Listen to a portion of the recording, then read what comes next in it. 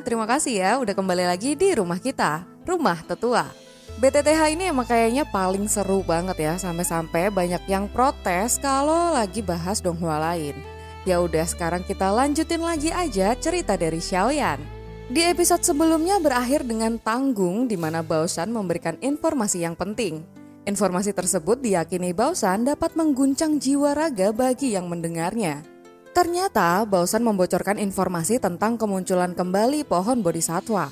Para ahli yang hadir pun terkejut karena pohon kuno Bodhisattva termasuk dalam 3 besar harta karun alami paling berharga di benua Doki. Pohon ini juga dikenal sebagai pohon reinkarnasi pengetahuan. Pohon ini sangatlah kuno dan hanya muncul sekitar 1000 tahun sekali. Legenda menyebutkan bahwa ada seseorang yang berhasil mencapai tingkat doseng hanya dalam waktu 5 tahun setelah menelan jantung Bodhisattva yang ada di dalamnya. Bahkan benih Bodhisattva yang tingkatannya sedikit di bawah jantung Bodhisattva juga sangat diminati karena dapat meningkatkan peluang untuk menembus ke kelas doseng. Xiaoyan dan Yaolao yang turut hadir juga sangat terkejut mendengar berita ini. Xiaoyan bahkan tanpa sadar menyentuh cincin penyimpanannya tempat ia menyimpan sebuah benih Bodhisattva. Bertanya-tanya mengapa ia tidak merasakan kehadiran pohon tersebut.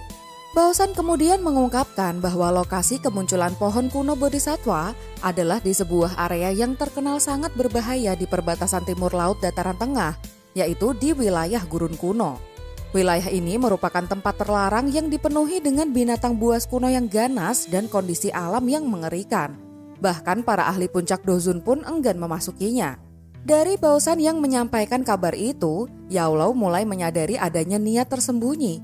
Kemungkinan besar informasi itu sengaja disebar untuk memancing kekacauan sehingga pihak tertentu bisa mengambil keuntungan di tengah hiruk-pikuk para pemburu kekuatan.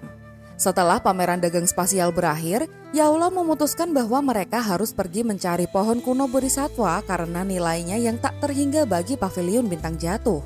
Namun sebelum itu, mereka harus merebut fragmen peta Purifying Demonic Lotus Flame dari sosok pria kurus yang telah memenangkannya. Yaolao telah mengidentifikasi pria tersebut adalah 3 iblis kalajengking tua dari sekte Cloud Rain. Yaolao pun kemudian memimpin kelompok Xiaoyan untuk mencegat ketiga iblis tua itu di sebuah gunung terpencil yang merupakan jalur yang pasti akan mereka lewati. Sambil menunggu, Yaolao pun menjelaskan latar belakang sekte Cloud Rain yang keji. Sekte ini menggunakan murid-murid perempuan berbakat sebagai kuali daging, melatih mereka selama bertahun-tahun, hanya untuk kemudian menyerap doki mereka melalui metode hubungan badan yang unik, yang biasanya menyebabkan para perempuan itu mati dalam waktu yang singkat. Yaolao juga menceritakan bahwa ia pernah bertarung melawan ketiga iblis tua itu di masa lalu. Ketiga iblis tersebut adalah Tian Hezi yang berada di puncak Dozun perubahan ke-9, Di Hezi di Dozun perubahan ke-8, dan Ren Hezi yang berada di Dozun perubahan ke-6. Mereka memiliki kekuatan gabungan yang sangat hebat, bahkan mungkin setara dengan seorang elit Banseng. Saat Xiaoyan terkejut mendengar kekuatan lawan mereka, Yaolao segera mendeteksi kedatangan ketiga iblis tua tersebut di kejauhan, menandakan pertempuran sengit akan segera dimulai. Suara gemuruh petir terdengar samar di kejauhan, disusul oleh munculnya 3 cahaya hitam yang melesat dengan kecepatan yang luar biasa. Dalam sekejap mereka sudah berada dalam jarak 1000 kaki dari kelompok Xiaoyan. Namun sebelum memasuki area gunung tempat Yaolao berdiri, ketiganya tiba-tiba berhenti. Aura kegelapan yang dingin dan tajam mengancam mereka, menandakan bahwa yang datang bukanlah orang sembarangan. Pemimpin dari 3 iblis He, pria tua bertubuh kurus dengan wajah gelap dan suram, terlihat membawa dendam lama. Ternyata mereka adalah orang yang pernah berseteru dengan Yaolao dalam perebutan harta di masa lampau. Yaolao menyambut kehadiran mereka dengan sikap tenang dan langsung to the point meminta mereka untuk menyerahkan fragmen peta kuno hasil pelelangan. Ia menjelaskan bahwa jika yang mendapatkannya adalah orang lain, mungkin dia akan berpikir 2 kali. Namun karena mereka bertigalah yang mendapatkan peta tersebut, ia merasa tidak perlu ragu untuk merebutnya. Pertarungan pun akhirnya pecah. Yaolao yang kini telah melampaui tingkat kekuatan manusia biasa dan mencapai kelas Banseng, melepaskan doki yang menggemparkan langit. Awan gelap menggulung dan tangan raksasa dari api terbentuk di udara dan meluncur cepat ke arah musuh. Ketiga iblis tersebut tak tinggal diam. Mereka menyerang secara bersamaan dan menggabungkan kekuatan untuk menahan serangan Yaolao. Terjadinya energi besar membuat gunung-gunung di sekitarnya berguncang dan meledak oleh riak kekuatan. Meski sudah menggabungkan kekuatan, mereka masih tak mampu untuk menandingi kekuatan penuh dari Yaolau. Tian Hezi, sang pemimpin, bahkan terpukul mundur dan mulai menunjukkan bau-bau kekalahan. Mengetahui mereka tidak akan menang dalam duel secara langsung, kelompok Tian Hezi mulai mencari celah. Mereka memusatkan perhatian pada kelompok Xiaoyan dan bermaksud menangkap mereka dan menggunakan mereka sebagai sandera. Ren Hezi pun meluncur dengan cepat, langsung mengarah ke arah Xiaoyan, Cailin, dan dokter peri kecil. Tatapan cabul dari Ren Hezi yang terpikat oleh kecantikan mereka langsung diperingatkan dengan tegas oleh kedua wanita itu. Namun ia tidak menyangka bahwa di balik paras yang menawan itu tersembunyi kekuatan yang luar biasa. Cailin dengan cepat berubah wujud menjadi piton penelan surga 7 warna, makhluk yang hampir punah, sementara aura kuat membumbung tinggi dari tubuhnya. Di sisi lain, dokter peri kecil mengaktifkan kekuatan racunnya dan rambut yang semula hitam berubah menjadi putih perak, dan racun mematikan pun seketika mulai merusak sekeliling. Ren Hezi yang semula percaya diri pun seketika mulai terdesak. Serangan gabungan dari dua wanita kuat ini memaksanya bertahan dan mundur beberapa langkah. Ia menyadari bahwa meskipun ia memiliki kekuatan puncak Dozun, keduanya mampu menandinginya bahkan mengancamnya. Di tengah kekacauan tersebut, Xiaoyan akhirnya mulai bergerak. Ia diam-diam mengamati pertempuran Yaolau dari kejauhan dan menunggu waktu yang tepat untuk bertindak. Xiaoyan dengan lembut menghela nafas di hatinya, lalu dengan cepat kedua tangannya membentuk banyak segel tangan yang rumit dan auranya melonjak tajam. Tatoklan muncul di dahi dan seketika aura Xiaoyan pun melambung dari puncak bintang 8 Dozun ke puncak Dozun perubahan ketiga, menandakan pelepasan kekuatan yang tersembunyi. 5 jenis api pun muncul di hadapan Xiaoyan, 4 diantaranya adalah api surgawi sejati, sementara 1 adalah versi buatan yang sangat kuat. Kombinasi ini membentuk teknik mematikan yang belum pernah ia gunakan sebelumnya, yaitu Angry Buddha Lotus Flame 5 warna. Riak energi dari teknik itu menyebar di langit begitu kuat hingga bahkan Ren Hezi pun menunjukkan tanda-tanda ketakutan. Pandangan angkuhnya pun berubah menjadi kaget dan waspada. Ia mulai sadar bahwa pemuda berpakaian hitam di hadapannya bukanlah lawan biasa, dan pertarungan ini mungkin akan jauh dari kata mudah. Ren Hezi tiba-tiba melemparkan pukulan dan ruang di depannya memancarkan suara tabrakan yang dahsyat. Garis spasial hitam gelap setinggi puluhan kaki pun muncul dan retak spasial itu berubah menjadi ular berbisa hitam yang kejam yang diarahkan menuju Xiaoyan dengan kecepatan seperti kilat. Namun serangannya segera dihentikan oleh kilatan petir berwarna-warni yang muncul dari langit, menandakan intervensi dari Cailin, piton penelan surga 7 warna. Tak tinggal diam, Ren Hezi segera mengalihkan serangannya kepada Cailin. Pertarungan keduanya menggemparkan langit, namun meskipun Cailin kuat, ia tetap terdorong mundur oleh kekuatan dari Ren Hezi. Saat Ren Hezi hendak berbalik, serangan mendadak dari Cailin dan dokter peri kecil tak membiarkan pria itu lepas dari tekanan. Meski serangan mereka tidak cukup untuk mengalahkan Ren Hezi, keduanya terus menyerang dengan gigih dan mengabaikan luka yang mereka derita. Sementara itu di tempat lain, Yaolau melawan Tian Hezi dan saudaranya Di Hezi. Meskipun mereka berdua bekerja sama, kekuatan mereka tidak sebanding dengan Yaolau. Serangan bertubi-tubi memaksa mereka mundur dan tekanan semakin meningkat hingga akhirnya mereka terluka parah. Melihat situasi yang semakin memburuk, Ren Hezi menyadari bahwa kekalahan hampir tak terelakkan. Ia pun lalu mengubah strategi. Alih-alih menyerang Xiaoyan yang sulit ditangkap, ia memilih untuk menculik dokter peri kecil sebagai sandera. Dengan satu gerakan cepat, ia membekukan ruang di sekitarnya dan menangkap dokter peri kecil. Namun sebelum sempat menyentuhnya, kekuatan besar kembali mengejutkan langit. Kali ini sebuah teratai api 5 warna, gabungan dari 5 jenis api surgawi meluncur dengan kecepatan luar biasa ke arah Ren Hezi. Kekuatan destruktif yang dipancarkannya sangatlah menakutkan dan cukup untuk membuat siapapun gentar. Dengan cepat Ren Hezi menciptakan pelindung berupa lonceng raksasa untuk bertahan. Namun sayangnya serangan itu tak dapat dibendung. Tepat ketika teratai api mendekat, Xiaoyan pun memicu ledakan. Teratai api 5 warna meledak dengan dahsyat dan menghancurkan seluruh wilayah di sekitarnya. Pegunungan pun seketika berubah menjadi padang pasir, langit dipenuhi debu yang berterbangan dan debu tebal membumbung menyelimuti langit. melenyapkan pemandangan gunung-gunung di sekitarnya. Area seluas 10.000 kaki berubah menjadi tanah datar tandus tanpa satu batu pun tersisa. Di kejauhan, piton raksasa penelan surga 7 warna bergetar sebelum bertransformasi kembali menjadi wujud Cailin yang mempesona. Dengan lambaian tangannya, angin kencang pun menekan debu yang memenuhi udara. Ketika debu-debu mereda, sosok Xiaoyan terlihat berdiri di tengah kehancuran.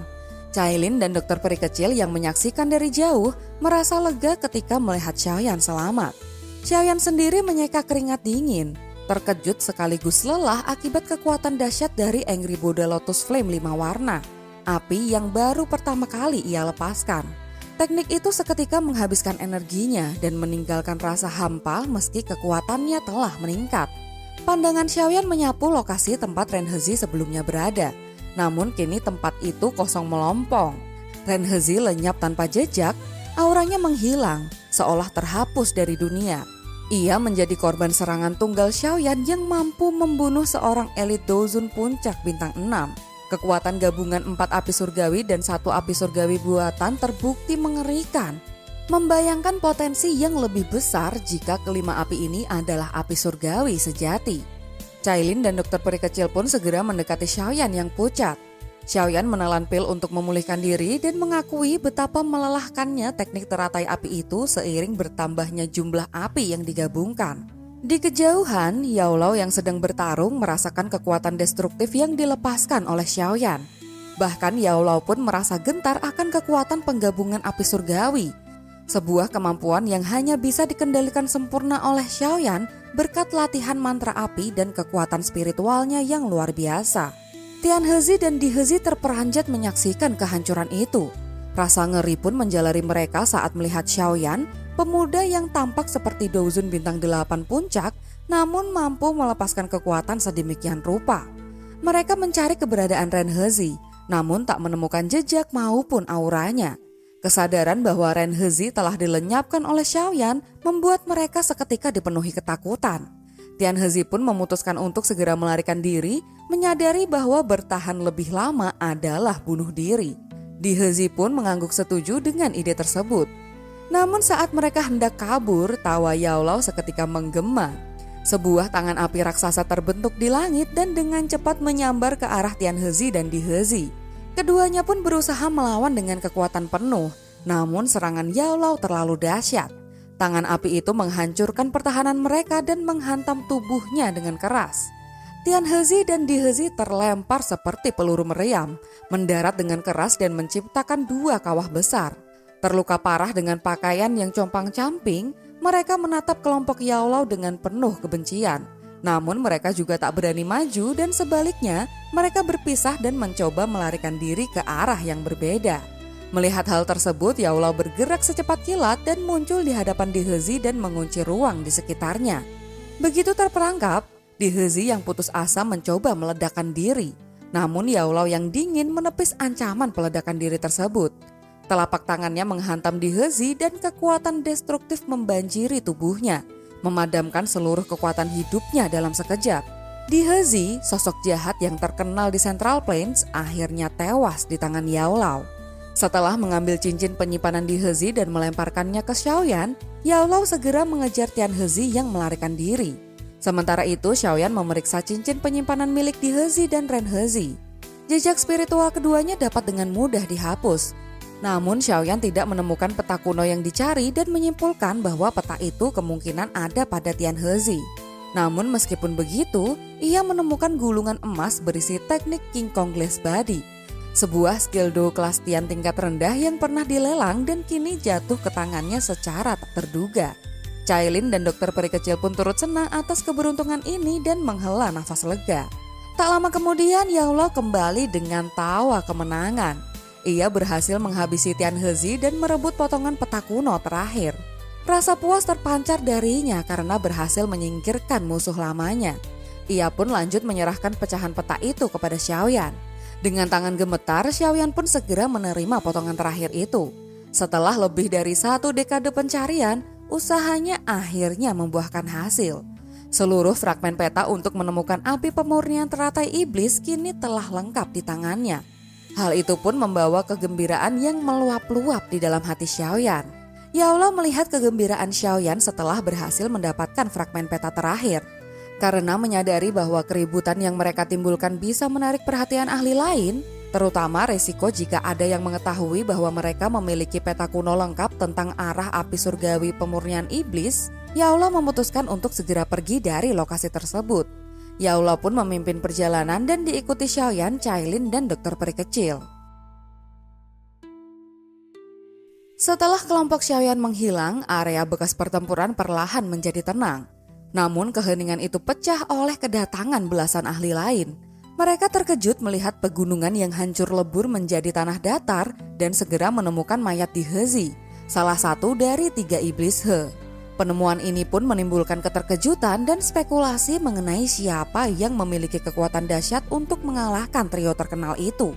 Sementara itu, kelompok Xiaoyan telah melakukan perjalanan jauh hingga tiba di puncak gunung yang terpencil, sejauh 5.000 km dari lokasi pertempuran. Yao Lao memastikan tidak ada yang mengikuti mereka dan menyegel ruang di sekitar mereka untuk menjaga privasi serta mencegah gangguan.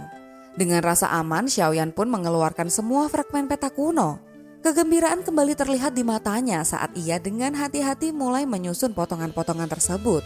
Setelah peta kuno berhasil dirangkai secara utuh, Xiaoyan merasa sedikit kecewa. Peta itu memang menunjukkan suatu wilayah, tetapi garis-garisnya tampak biasa saja, tanpa rute atau target yang jelas seperti gambar acak. Sementara itu, Yao Lao tetap tenang, meyakini bahwa peta setua itu pasti menyimpan misteri tersembunyi di dalamnya. Mengikuti saran dari Yao Lao, Xiaoyan mencoba meneteskan darahnya ke peta, namun tak ada reaksi apapun yang terjadi. Merasa putus asa dan kecewa setelah usahanya bertahun-tahun, Xiaoyan berniat menghancurkan peta tersebut dengan api surgawi miliknya. Namun tindakan ini justru mengungkap sebuah keanehan. Yao Lao juga terkejut menyadari bahwa peta kuno itu tidak terbakar oleh api surgawi Xiaoyan yang kuat. Akhirnya atas perintah Yao Lao, Xiaoyan pun meningkatkan intensitas apinya. Semakin kuat api membakar, garis-garis peta itu justru semakin bersinar terang.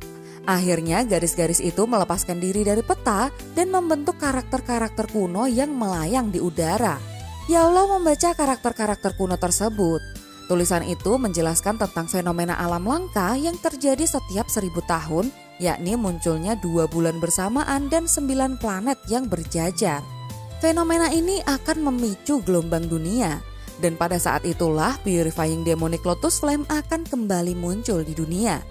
Yao Lao mulai menghitung dan menemukan bahwa peristiwa langit ini tinggal 3 tahun lagi. Ia pun lanjut menjelaskan kepada Xiaoyan bahwa Xiaoyan harus mencapai tingkat doseng dalam waktu 3 tahun demi mendapatkan kesempatan untuk menaklukkan api iblis tersebut. Xiaoyan pun merasa sedikit getir, menyadari bahwa informasi yang telah didapat dengan susah payah ini pada dasarnya hanyalah penanda waktu kemunculan api iblis, sesuatu yang mungkin akan diketahui oleh semua orang pada waktunya. Saat ia mengulurkan tangan untuk mengambil kembali peta kuno yang masih berada di dalam api, gambar teratai iblis di permukaan peta tiba-tiba bergerak.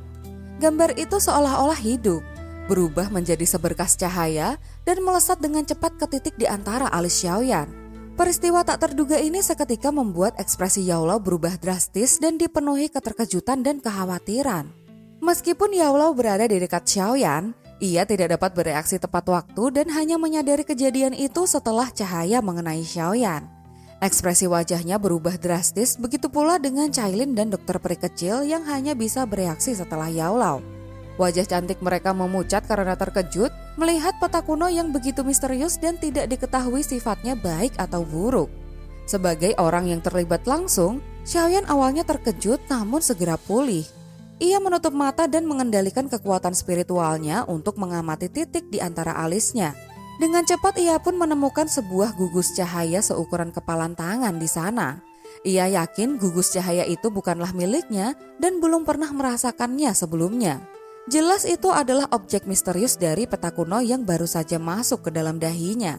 Kekuatan spiritual Xiaoyan terus mengamati gugus cahaya putih itu, tetapi objek tersebut hanya melayang tanpa melakukan apapun. Ketenangan itu justru menimbulkan rasa dingin di hati Xiaoyan, karena hal yang tidak diketahui selalu menakutkan, terutama objek berbahaya yang muncul di dalam pikirannya. Xiaoyan mengutuk di dalam hati, menarik nafas dalam-dalam dan berusaha keras memulihkan ketenangannya. Setelah ia tenang, ia menggerakkan kekuatan spiritualnya untuk perlahan mendekati gugus cahaya. Gugus cahaya itu tidak bereaksi saat kekuatan spiritual Xiaoyan mendekat. Kekuatan spiritualnya diam-diam terkumpul, bersiap melancarkan serangan fatal pada benda misterius itu. Saat hendak menggunakan kekuatan spiritualnya untuk mengelilinginya, seberkas cahaya putih tiba-tiba melesat keluar dari gugus cahaya seperti kilat dan menembus jiwa Xiaoyan. Hati Xiaoyan terkejut merasakan perubahan tak terduga ini, tetapi ia tetap tidak panik. Ia segera menggerakkan semua kekuatan spiritualnya dan membentuk perisai kuat di depannya. Namun cahaya putih yang tampak lemah itu menembus pertahanan spiritualnya tanpa hambatan dan menembus jiwanya di depan matanya yang terkejut. Tubuh Xiaoyan tiba-tiba menegang ketika cahaya putih menembus jiwanya dan ekspresi kesakitan muncul di wajahnya. Jantung Yaolao langsung tenggelam melihat rasa sakit di wajah Xiaoyan. Tangannya yang besar menekan kepala Xiaoyan dengan kecepatan kilat dan kekuatan spiritualnya bersiap masuk secara paksa ke dalam tubuh Xiaoyan. Namun sebelum kekuatan spiritual Yaolao masuk, Xiaoyan tiba-tiba membuka mata dan mulai terengah-engah. Ia menghela nafas dalam-dalam, menunjuk titik di antara alisnya dan menjelaskan bahwa ia tidak tahu apa yang terjadi. Hanya saja objek itu ada di sana dan tidak dapat disentuh meskipun Xiaoyan telah berusaha keras. Yaolao menatap Xiaoyan dan tiba-tiba menanyakan usianya saat pertama kali bertemu. Xiaoyan pun menjawab dan ketika mendengar hal itu, Yaolao pun menarik nafas lega. Yaolao sempat mengkhawatirkan kemungkinan tubuh Xiaoyan dirasuki oleh ahli kuno yang rohnya tertinggal. Yaolao pun lanjut menanyakan informasi apa yang Xiaoyan terima. Xiaoyan mengusap alisnya dan menyatakan bahwa ia hanya menerima beberapa informasi berupa 4 kata, yakni Purifying Demonic Lotus Saint. Yaolao pun sedikit terkejut mendengar nama Purifying Demonic Lotus Saint ini. Ia merenungkan kata-kata itu, tampak memiliki beberapa kesan mengenai nama ini. Xiaoyan, Cailin, dan dokter peri kecil saling bertukar pandang dan diam-diam menunggu. Setelah sekitar 10 menit, Yaolao akhirnya menggelengkan kepala. Ia menatap tajam pada Xiaoyan dan menyatakan bahwa jika tebakannya benar, Purifying Demonic Lotus Saint ini adalah ahli top 10.000 tahun yang lalu dan pernah menjadi pemilik dari Purifying Demonic Lotus Flame. Xiaoyan dan kedua gadis itu terkejut mendengar bahwa Saint ini begitu kuat hingga menjadi pemilik api tersebut. Yaolao perlahan menjelaskan bahwa Purifying Demonic Lotus Saint adalah orang yang sangat terkenal sekitar 10.000 tahun yang lalu, bahkan dikabarkan sebagai ahli yang paling dekat dengan Dodi di era itu. Xiaoyan pun mengepalkan tangannya, mengagumi dengan tingkat pencapaian dari Saint itu. Xiaoyan bertanya, apakah benda di bawah alisnya ditinggalkan oleh Purifying Demonic Lotus Saint? Yaolao mengangguk dan kemungkinan besar peta kuno itu telah dimurnikan oleh Saint itu sendiri.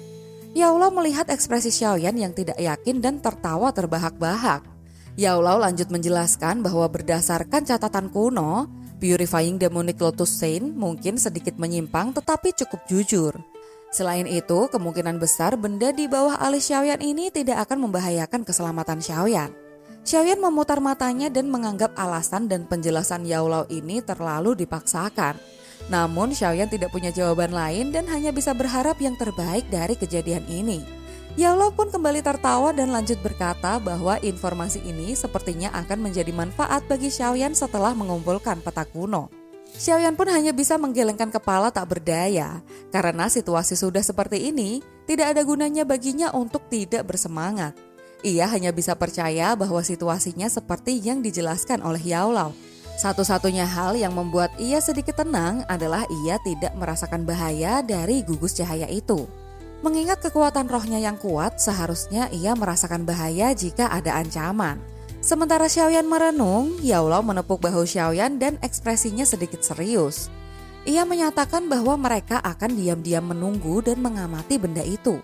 Ia menekankan bahwa kini Xiaoyan harus memikirkan bagaimana meningkatkan kekuatannya ke kelas Douseng dalam 3 tahun. Yaolao juga menjelaskan mengenai kekuatan dari Purifying Demonic Lotus Flame dan takdir yang akan menantinya. Jika ia menghadapinya dengan kekuatannya saat ini, Xiaoyan hanya akan berakhir berubah menjadi budak api karena tidak memiliki kekuatan yang cukup. Xiaoyan sedikit terkejut dan mengerti bahwa budak api adalah budak yang pikirannya dikendalikan oleh api surgawi. Hal ini juga merupakan kemampuan yang mengerikan yang hanya dimiliki oleh api surgawi yang sangat kuat. Yaula pun tersenyum dan bersyukur karena ada lebih banyak waktu dari yang ia perkirakan. Ia menjelaskan bahwa Xiaoyan saat ini berada di puncak bintang 8 Dozun dan masih jauh dari doseng sejati. Bahkan dengan kecepatan latihannya yang cepat akan sangatlah sulit untuk mencapainya dalam 3 tahun.